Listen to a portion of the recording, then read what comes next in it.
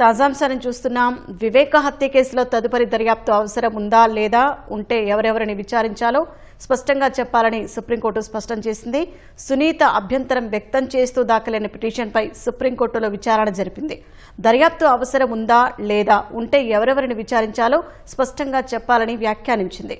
తదుపరి విచారణ వచ్చే నెల 5కి వాయిదా వేసింది.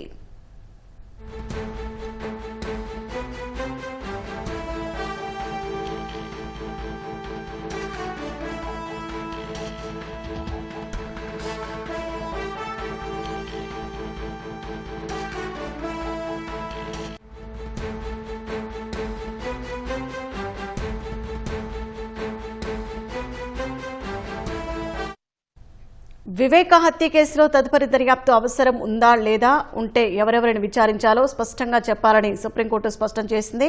సునీత అభ్యంతరం వ్యక్తం చేస్తూ దాఖలైన పిటిషన్పై సుప్రీంకోర్టులో విచారణ జరిపింది.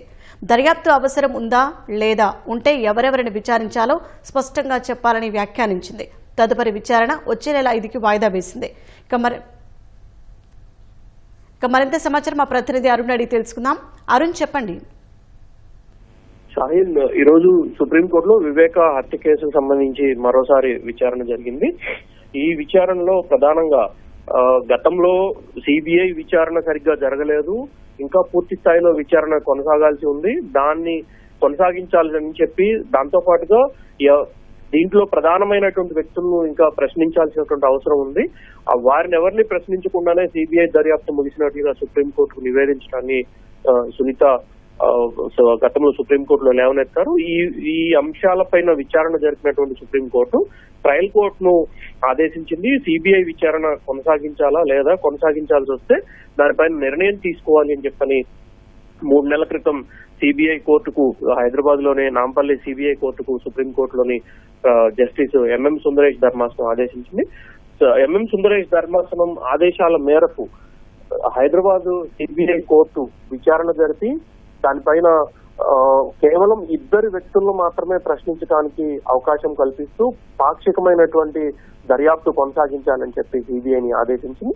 అయితే తాను లేవనెత్తినటువంటి ప్రధానమైనటువంటి వ్యక్తులను ప్రశ్నించే విషయంలో కానీ, అదేవిధంగా ప్రధానమైనటువంటి అంశాలపై స్పష్టత రావాల్సినటువంటి అంశాల్లో కానీ సిబిఐ కోర్టు స్పష్టమైనటువంటి ఆదేశాలు ఇవ్వకుండా కేవలం 2 వ్యక్తులను మాత్రమే ప్రశ్నించడానికి, 2 వ్యక్తులు సంబంధించినటువంటి వ్యవహారాలపై మాత్రమే దర్యాప్తు కొనసాగించడానికి పాక్షికమైనటువంటి ఆదేశాలు ఇవ్వటం పట్ల సునీత అభ్యంతరం వ్యక్తం చేశారు. ఈ అభ్యంతరాలను తెలియజేస్తూ జస్టిస్ ఎంఎం సుందరేష్ ముందు ఈ రోజు వాదనలు కొనసాగించారు.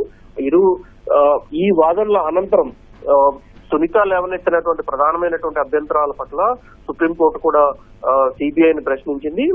సిబిఐ ఇప్పటికే పాక్షికమైనటువంటి దర్యాప్తుకు ట్రయల్ కోర్టు అనుమతించినందున సిబిఐ పూర్తి స్థాయిలో ఇన్స్ట్రక్షన్స్ తీసుకోవాలని, తదుపరి దర్యాప్తు అవసరమా, ఒకవేళ అవసరమైతే ఎవరిని ప్రశ్నించాలి, ఎవరెవరిని అదుపులోకి తీసుకోవాలి, ఎవరెవరిని కస్టడీలోకి తీసుకోవాలి, ఇంకా ఎంతకాలం దీనికి సమయం పడుతుంది వంటి అన్ని అంశాల పట్ల స్పష్టమైనటువంటి నివేదికను సుప్రీంకోర్టు ముందుంచాలని చెప్పి సిబిఐకి ఆదేశాలు జారీ చేసింది. దీనిపైన ప్రతివాదులుగా ఉన్నటువంటి నిందితులు, ప్రతివాదులుగా ఉన్నటువంటి వారంతా అభ్యంతరాలు వ్యక్తం చేశారు. సిబిఐ కోర్టు కేవలం 2 మాత్రమే ప్రశ్నించడానికి అవకాశం కల్పించింది, దాన్నే కొనసాగించాలి అని చెప్పని సిబిఐ కోర్టు ఇచ్చినటువంటి ఆదేశాలను కొనసాగించాలని చెప్పి ప్రతివాదులు, నిందితులుగా ఉన్నటువంటి వ్యక్తులు కోరటం జరిగింది. వారందరి వాదనలు తోసిపుచ్చి సిబిఐ విచారణ కొనసాగించడం పైన స్పష్టత ఇవ్వాలి అని చెప్పి, అదే సందర్భంలో సిబిఐ విచారణ కొనసాగించేట్లయితే ఎవరెవరిని ప్రశ్నించాలి, ఎవరెవరిని అదుపులోకి తీసుకోవాలి, ఎవరెవరిని కస్టడీలోకి తీసుకోవాలి, ఇంకా ఎంతకాలం సమయం పడుతుంది అనేటువంటి విషయాలన్నిటిపైన స్పష్టత ఇస్తూ నివేదిక ఇవ్వాలని, దాని ప్రకారం తాము దాన్ని పరిగణలోకి తీసుకుని తదుపరి ఆదేశాలు ఇస్తాము అని చెప్పి జస్టిస్ ఎంఎం సుందరేష్ ధర్మాసనం ప్రధానంగా స్పష్టమైనటువంటి ఆదేశాలు జారీ చేసింది. తదుపరి విచారణను వచ్చే నెల 5వ తేదీన చేపడతామని చెప్పి స్పష్టం చేసింది. ధన్యవాదాలు అరుణ్.